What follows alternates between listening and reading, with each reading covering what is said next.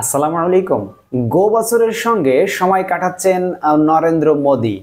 ভারতের প্রধানমন্ত্রীর বাসভবনে লোক কল্যাণ মার্গে জন্ম নিয়েছে একটি বাছুর, আর সেই বাছুরের সঙ্গে বেশ কিছুক্ষণ সময় কাটিয়েছেন দেশটির প্রধানমন্ত্রী নরেন্দ্র মোদী।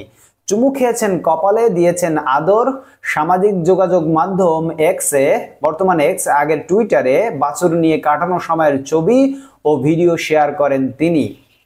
ভারতীয় সংবাদ মাধ্যম এনডিটিভি বলছে, বাছুরকে জড়িয়ে ধরে প্রধানমন্ত্রীর স্নেহ চুম্বনের ছবি এখন ভাইরাল। বাছুরের নাম দেওয়া হয়েছে দীপজ্যোতি। এক্স হ্যান্ডেলে প্রধানমন্ত্রী জানান, প্রধানমন্ত্রী 7 লোক কল্যাণ মার্গে বাসভবন চত্বরে একটি বাছুরের জন্ম দিয়েছে একটি গরু। এর পাশাপাশি একটি ভিডিও শেয়ার করেন তিনি, যেখানে প্রধানমন্ত্রীকে দীপজ্যোতির সঙ্গে সময় কাটাতে দেখা যায়। এক্স হ্যান্ডেলের পোস্টে হিন্দিতে মোদী লেখেন, লোক কল্যাণ মার্গে প্রধানমন্ত্রীর বাসভবন চত্বরে শুভবার্তা নিয়ে এসেছে এক নতুন সদস্য। প্রধানমন্ত্রীর বাসভবনে নতুন এক বাছুরের জন্ম হয়েছে, যার কপালে আলোর চিহ্ন। সেই জন্য আমি ওর নাম রেখেছি দীপজ্যোতি।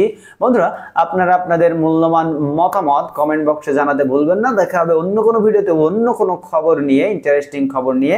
সেই পর্যন্ত আপনারা সকলেই আমাদের সাথেই থাকুন এবং আমাদের চ্যানেলটিকে সাবস্ক্রাইব করে রাখুন। এই ভিডিওতে একটি লাইক দিতে ভুলবেন না, শেয়ার করতেই পারেন। ধন্যবাদ সবাইকে ভিডিও দেখার জন্য। আল্লাহ হাফেজ।